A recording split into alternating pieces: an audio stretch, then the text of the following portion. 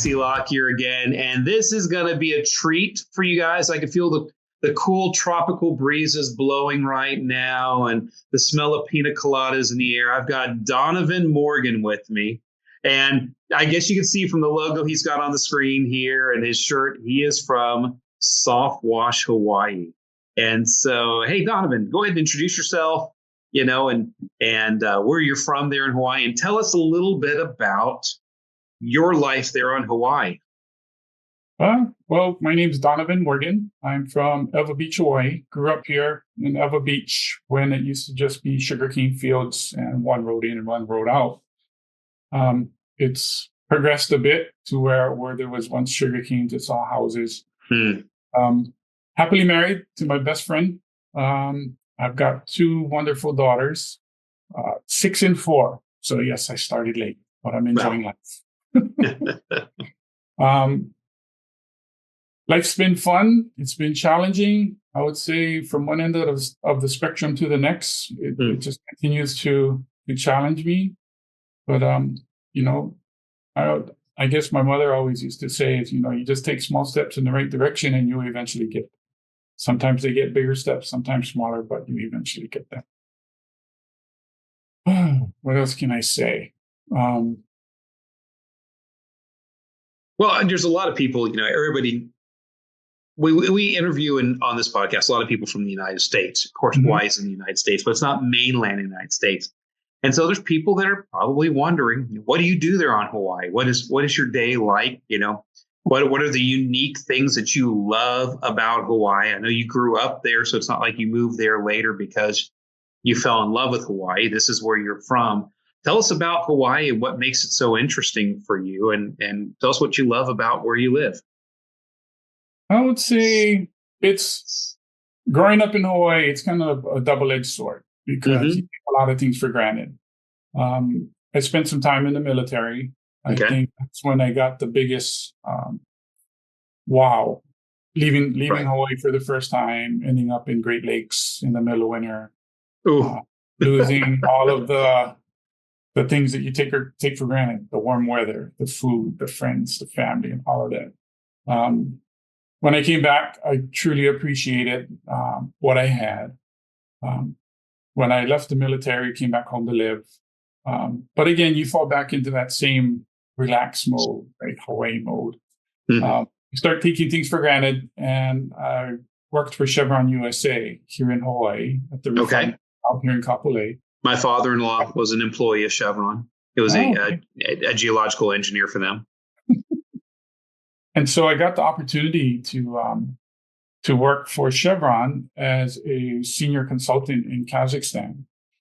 And so once again, leaving the islands, I've traveled internationally in the Navy. But you just picked like the two coldest places on the earth. Great Lakes for boot camp. Yeah, because you must have been in the Navy if you went to the Great Lakes. Yes. Yeah. And then Kazakhstan. Wow. That's all the way on the eastern side of Russia, just above Mongolia. Yes. And so that was one extreme to the next. It was unbelievably cold and unbelievably hot. Yeah. So it only went from one end of the spectrum to the next. Wow. And, again, working there, it was a 4-week on, 4-week off type of rotation. But after my first pitch working there, coming home, again, the appreciation for what you have here in Hawaii. And yes, it is beautiful. A lot of people see what's presented on TV, in videos, in movies. Right.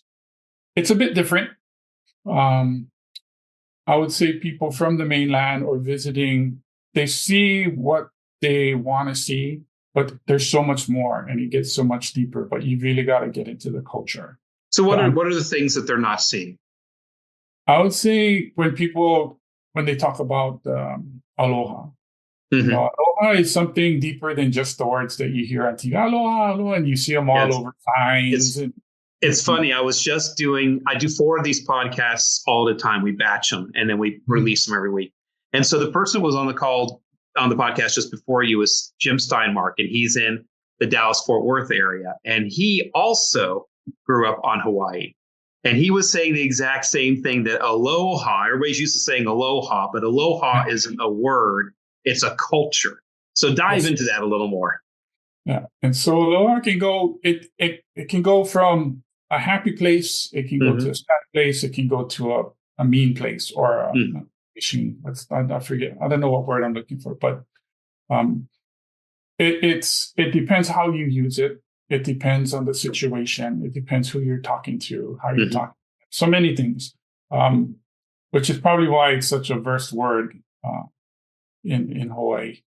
But yeah, it's different, and everybody talks about culture. I would say one thing that I know for a fact is that when you're from Hawaii, it's funny how people still argue amongst themselves when you're in Hawaii and you're from Hawaii. Right. But when you're outside of the state, if you run into anybody that's from Hawaii, it's like you become best friends. Yeah, it's an like instant bond. Yeah, yes. You share something. And you don't even have to know the person. And here's a perfect example. When I first went to Kazakhstan, you had to go through an orientation. And so we're sitting in this big theater hall and they're giving their talk. And somebody in the back, somewhere in the crowd, started talking. And I'm like, he's from Hawaii. But you look back, it's just a bunch of people. Yeah. And you wait, and maybe it's just me, I'm, homesick or whatever. And then the same person asks another question. And just from his tone of voice, how he's talking, the words he's using, I'm like, he's got a Southern accent, but he's got that Hawaii going on. And so the vibe. Yep. And so after we took a break and you just kind of go through the crowd and you're just listening. And then I find him, we're like, hey, Dad. I'm like, what's the chances of running into somebody halfway around the world from Hawaii? Right. And he was living in North Carolina or something like that. Oh my goodness. It's crazy. And even in the Navy, when the ships would hit port, we'd have our little group of just people from Hawaii. And everybody thought we grew up together because we were so tight-knit. But it was only because we were from Hawaii. And it was different because you'd see people, say, from Texas or East Coast or whatever, and they'd say hi and shake hands, but then they'd depart. In Hawaii, for some reason, we kind of just congregate and become one unit. That's very, very cool. So I just want to say right off, thank you so much for your service, for serving our country. We really appreciate that. Thank you. All right, fun. Cool. So you've grown up here in Hawaii. You've lived in Hawaii. You left for a while, be in the Navy and work for Chevron. Came back and some of the jobs you've had over the years, it led you to make a decision that you wanted to become an entrepreneur. Tell me about that journey. I mean, is this the first business you've owned? Have you owned other businesses? How did you get to being a business owner, being an entrepreneur? I would say it was a lengthy process. I know at one point in my life, I wanted to do something on my own. Right. I would say in my early years, me and a couple of friends, we tried to start a Volkswagen repair shop. So we got into that, but we weren't business people. We were just kids trying to make money to go racing, basically. So it worked out. It paid enough to support the race car, but it didn't pay enough to make it a business. Yes. I would say probably early 2000s, I started a wet abrasive blasting company. And it was more to take up the time that I was home, 4 weeks on and 4 weeks off. It was kind of a long. What kind of company was it? Wet abrasive blasting. Like wet abrasive. Oh, wet sandblasting. Okay. Yes. Okay. And so I started that company, got all the equipment, got it up and running. Again, here's where, knowing business before you jump into it. It seemed like a good idea. It seemed like a lot of people would use the service. But once we put the capital into purchasing the equipment and the base yard and all of that, I found out that there wasn't really a demand for it. And the people who were looking for it weren't looking to pay top dollar for it. Right. So it's actually going to cost us money to do work. And so I kept that going because it was more for something for me to do when I came home on my time off. And then life happened. And so working for Chevron, it's a business. I understand business. And everybody's family until you become a number that doesn't kind of align with their business plan. Mm-hmm. And so everybody looks to become highly paid. I was happy to be highly paid, and it wasn't aligning with their business plan. And so they always shaved the top a little bit, and I became part of that shaving. Came back home, still got the sandblasting going, wasn't working out like it should. My body was telling me enough is enough. It's kind of a pretty strenuous trade. And my wife said, "What are you going to do?" I said, "I don't know." So one day she came up and she goes, "Hey, go clean the outside of the house." So never knew I was cleaning out. I thought, "Hey, just shoot some water." And so went research, YouTube, Google, can be dangerous, it can be good and bad. Found out that, soft washing terminology. Now I understand what soft washing is, but soft washing is cleaning the outside of a house. So we bought the pressure washer and the chemicals and all that stuff. And I'm terrible at math, but we made it happen. 3 days later, a whole bunch of dead plants and a bunch of ruined clothes. I got it done, and the house came out looking pretty good. And then I guess once you have information and knowing what you know, you start to look around, and then it's like, well, looks like the neighborhood, not that far away from me would benefit from a service like this. But I knew what I didn't want. I didn't want to repeat what I had just done. Right. And so I did more research. More research ensued, right? Yeah, more research. So the first thing I needed to overcome was the calculations. I didn't want to, drive around with a big 275-gallon tote trying to figure out how much chemical I need to do this. And so I came across SoftWash systems. So I looked in, I saw the equipment. It's like, "Hey, what's this?" You go, and I called up and I talked to Jesse. Jesse kind of gave me more information on the equipment. And then I was sold. And then I had to go back to the boss to ask for permission. Because I had done my sandblasting on my own without asking permission. And it didn't go where it was supposed to go. I went back, talked with the wife, explained to her, well, I can buy this equipment and do what I did with the house. And I can buy it in pieces. I don't have to buy it all at one time. And she kind of slowly turned around and said, "Who are you kidding? You're going to buy it all anyway. Just do what you do." And so took the jump on board, and that's how SoftWash Hawaii got started. And it's been, the push forward and the challenges and tribulations, right? That constantly come up and down. I call it the roller coaster. You're happy one day and you're going down, you pick yourself up and you just push forward. So you're in a unique area for sure, and you're in a tropical. You're not even Florida's subtropical. You're actually in the tropics, and so you've got the ocean all the way around you. You've got the right mix of humidity and warm temperatures and all the things that you need there. The big comment that you made, the reason why the wet abrasion blasting or the sandblasting. I was trying to figure out what you were saying, but the sandblasting didn't work out well is because there wasn't a big demand for it. The people that did want it wanted it cheap and weren't willing to pay up for it. Everything's dirty in Hawaii. I mean, it's like it's like the state color of Hawaii should be black. I mean, I've seen some of the photos and videos and stuff that you've posted. There was a difference. There was definitely a difference between the need and the demand. The need was definitely there in Hawaii. The demand wasn't quite there yet. And I know that as you've been building this business and working on it, because how many years in are you now? How many years have you been doing this? We're a little over 2.5 years now. Yeah, so I knew you were getting close to 3 years. So you're getting close to 3 years on this. Even though the need was there and things were dirty, there was a significant education phase, and you're still educating people. Talk about that a little bit. Yes. And that's been from day one. I'm not a person that likes to say we're the best thing since sliced bread. I rather share the education of what's really going on, what's happening with property, your roof, your siding, and so forth. And I leverage my experience from Chevron. So Chevron being a multi-billion-dollar company, and when I was working in Kazakhstan, that was a multi-billion-dollar facility. Right.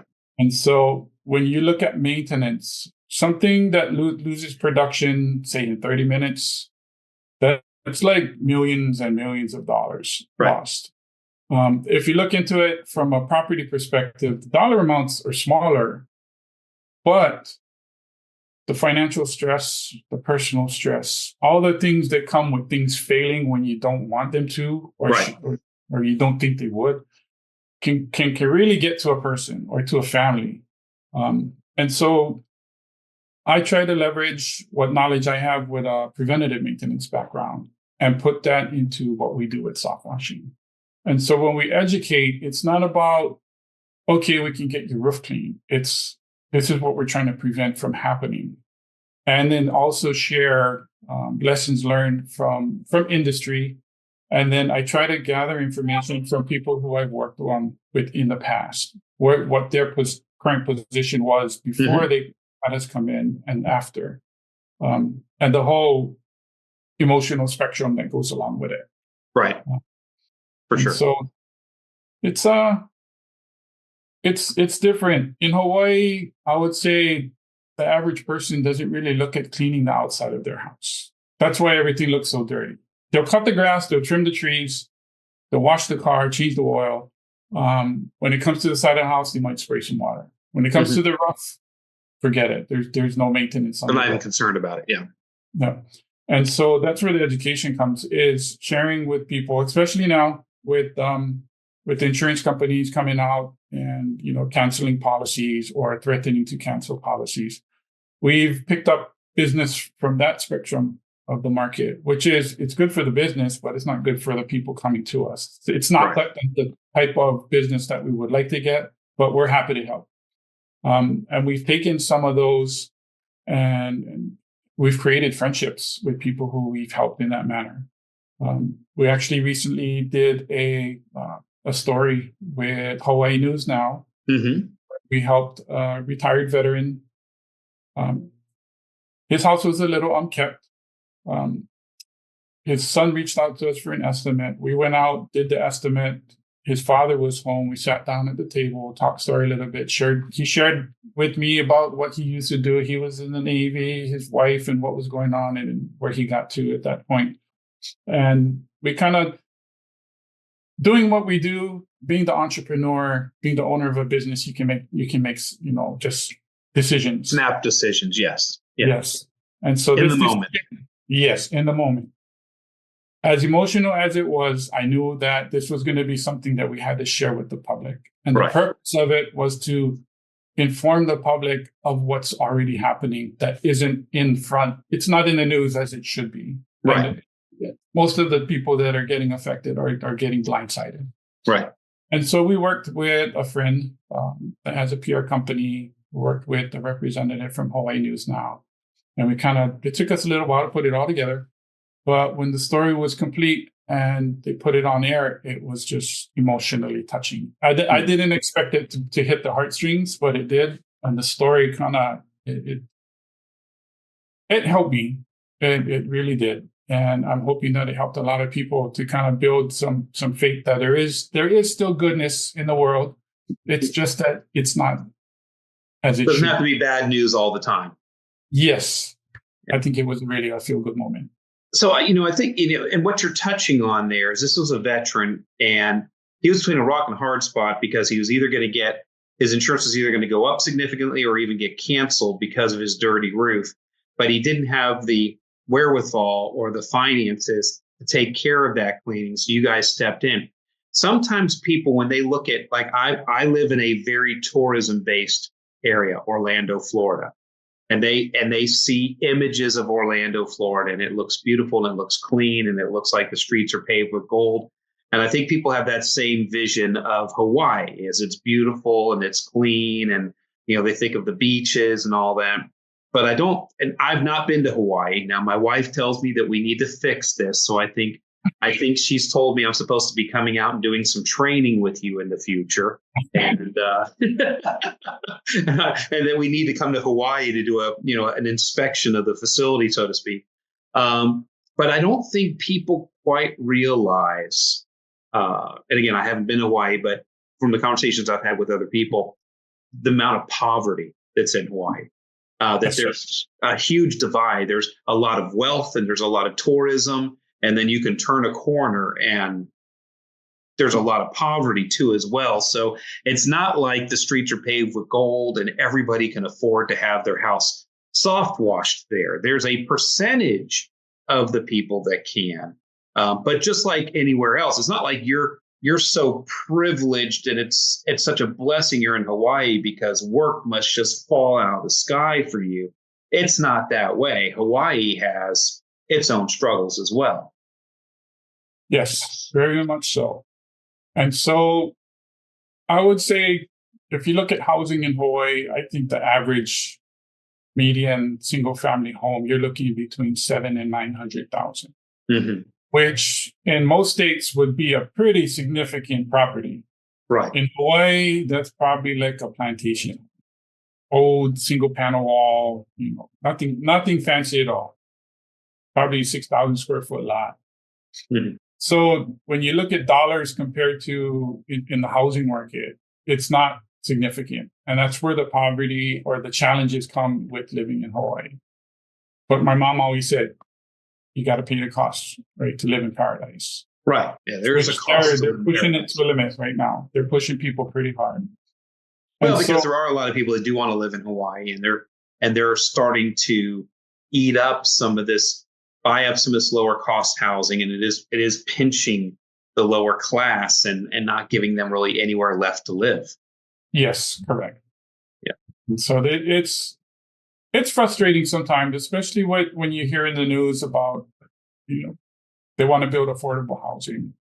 But when you say affordable housing, it's not, in the States, affordable housing is affordable. In Hawaii, you're looking at a $600,000-$700,000 home, which is considered affordable. And I don't know how people do it, but they're still purchasing.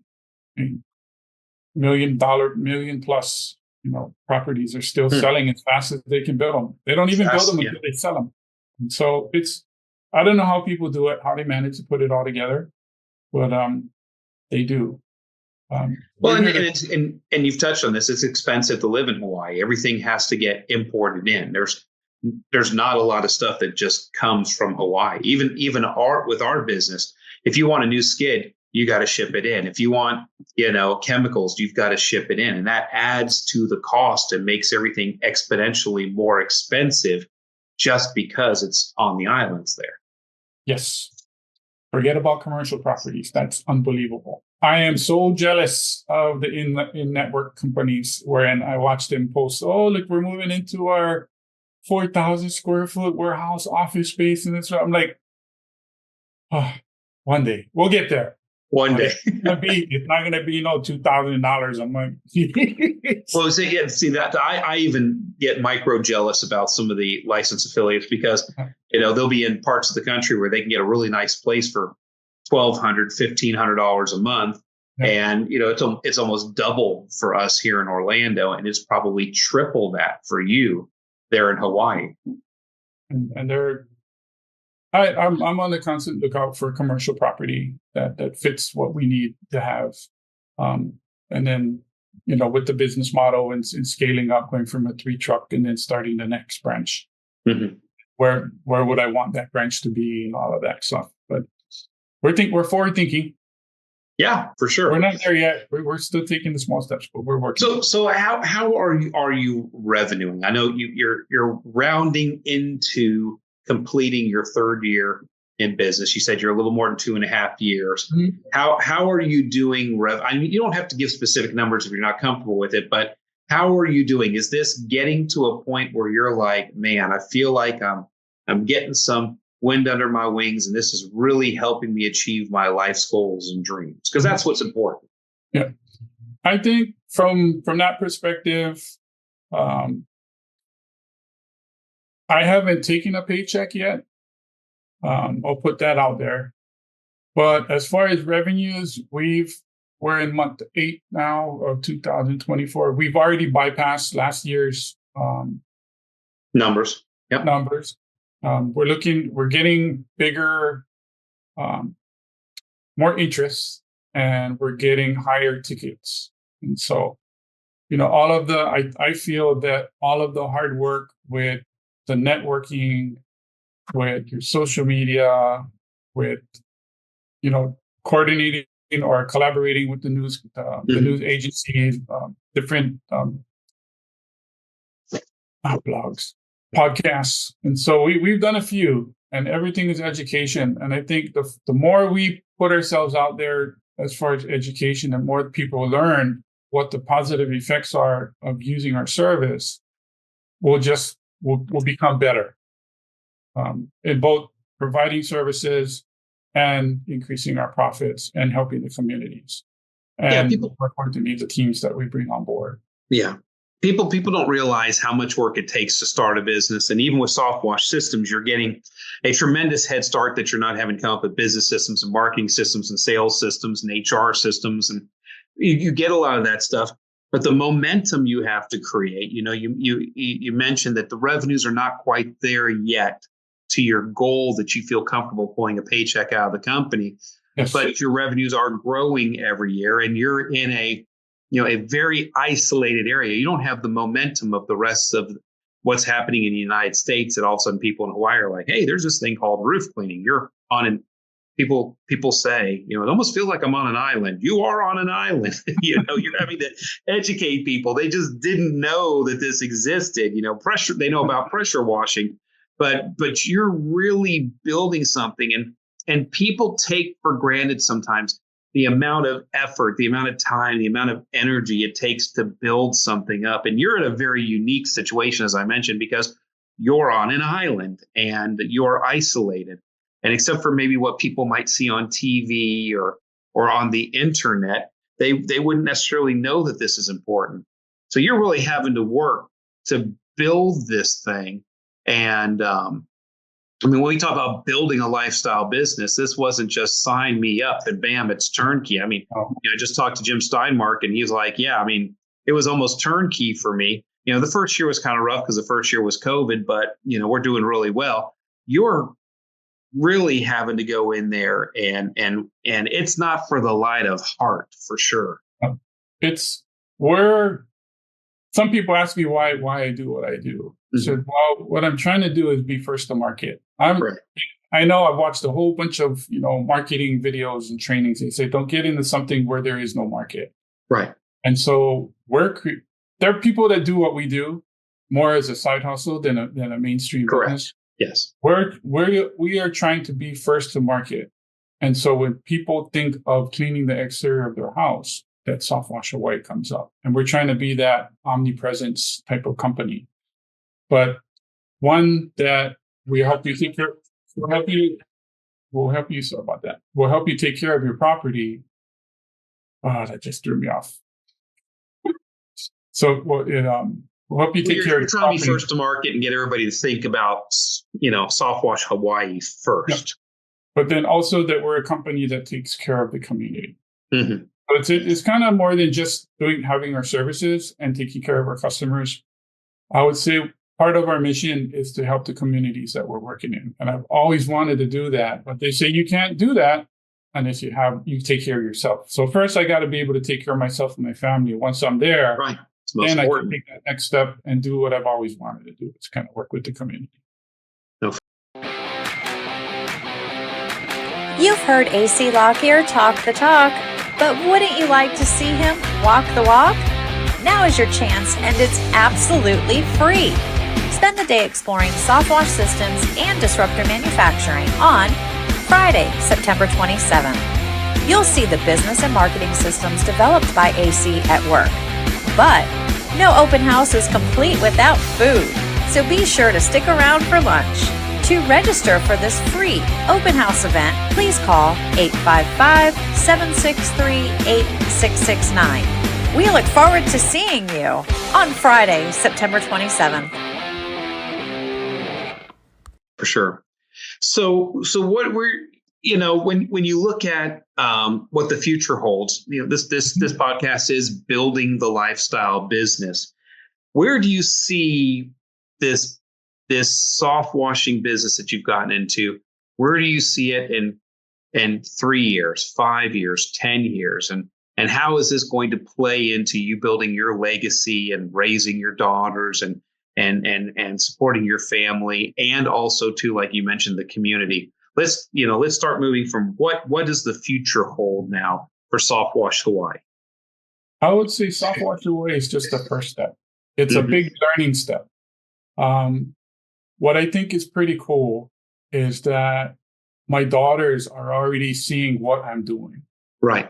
They see the work ethic. They don't understand why daddy's always working and why daddy can't go travel with them here or there. But my oldest is always, okay, let's go hand out flyers. Let's go do this. Can we go drive around in the truck? Can I help you go do this? When I'm doing business stuff on the computer, daddy, what are you doing? And so these are things that when I was growing up, I never had any type of exposure to. So I'm trying to expose my daughters to things that you don't learn in school. It's stuff that you would learn at home from your parents that you can hand me down. With SoftWash Hawaii, once we get on model and we get to the point where we're scaling, then it's, as you always mention, it's just repeating. So I feel that we can repeat to start the next branch, but we can also repeat and move into other potential businesses that would support soft washing businesses. Maybe landscaping. Maybe we can, now looking into the tax side of it, breaking up the company. Okay, we're going to have a company that just leases. This is the company that'll lease the equipment that'll do SoftWash Hawaii, SoftWash system, and kind of build from there. But in the bigger spectrum, to share with my family business, what it means to be business, and potentially build a network of friends. Right, you are who you hang around with. It is, yes. And so our network of friends is very small. And that's the reason, because we want to keep it small, because we want to be around certain types of people that both influence ourselves. We potentially influence them as well. But my children are able to grasp and absorb information and experiences that put them, I guess, like everybody wants their children to become better than they were. I don't want to give them everything on the silver platter. Learn and appreciate the learning process and the gifts that come with it. And so that's my long-term goal, and the legacy I want to leave behind. I joke about it, but with my wife and my friend, I said, I'm late in the game.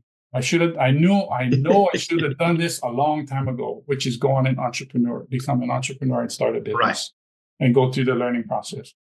But because you're so comfortable with that drug they call salary, pay just enough. And so it's like, well, if I leave, then I lose all of this, and then I got to do something else. So I got to figure it out. Well, they're paying me enough to where I didn't really want to leave, because I was making, and then they push you out the door. But I would not want my daughters to go through that, or my wife. And so here we are. We kind of push through it every day. You take the roller coaster ride. You enjoy the highs. You don't like the lows, but you make the best of the lows to turn them into highs and bottom.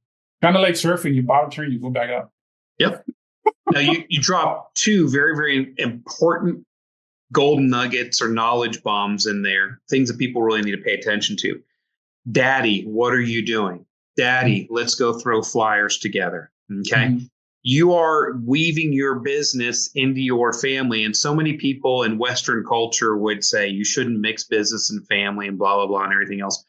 But it's created a touch point, an interaction point with your kids for you to teach them a work ethic, for you to teach them stick-to-itiveness, for you to teach them how to market, how to present themselves, how to carry themselves, how to speak. And so it's almost like business homeschool.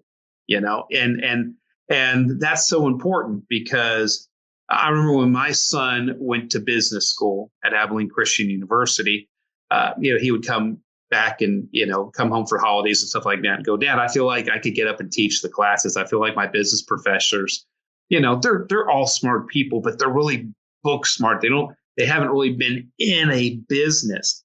And so he was able to mix the university curriculum with the homeschool curriculum he got in business. And, and that's now he's, working in the family business and building disruptor manufacturing. And so that was number one, you being able to, show your kids, this is how you develop a work ethic. Okay. And then number two, that legacy aspect of being able to build something that will take care of your family, that they don't have to go out and get a job. They don't have to get downsized one day like you did. That if they decide to become entrepreneurs themselves or take over the family business, that they'll be more in control of their destiny, and they'll have a taste for that. Even if they don't take over SoftWash Hawaii one day, they've had a taste now of how you lived. And you said it, we always want our kids to have a better life than we did. Well, they're going to watch what you did with your business, owning your lifestyle business. And they're going to say, man, I want to be like my daddy. I want to own my own lifestyle business, or I want to marry a guy that we can run a lifestyle business together one day.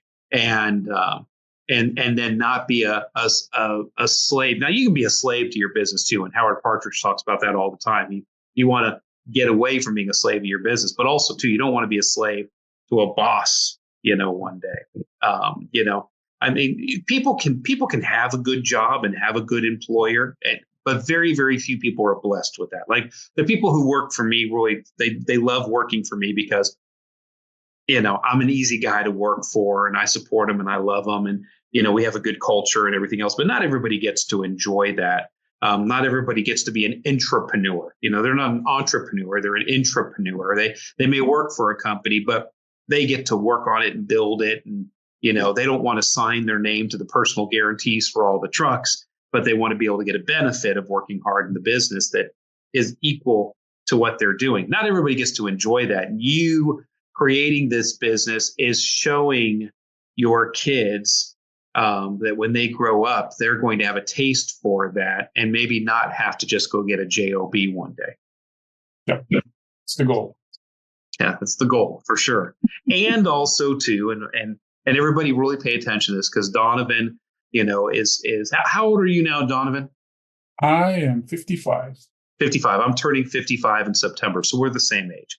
And so even though we're in our 50s, we are very social business, not socialized business, but a social driven business. And that we want our businesses to have impacts on the community. We want to provide jobs. We want to help people make their lives better. We want to respect the environment and all. And you've spoke of that. You want SoftWash Hawaii to be part of the solution there in Hawaii, not part of the problem. Mm-hmm. Yes. So that's cool. Well, okay. So what would be your parting words if you gave them to somebody that was looking at getting into soft washing with SoftWash systems? What would you say to them? I would say, first of all, do your homework, do your research, and really do it. Don't just say you did it. Right. And what you'll find is that, like, I'll share what my experience was and why I made my decision to go with SoftWash systems.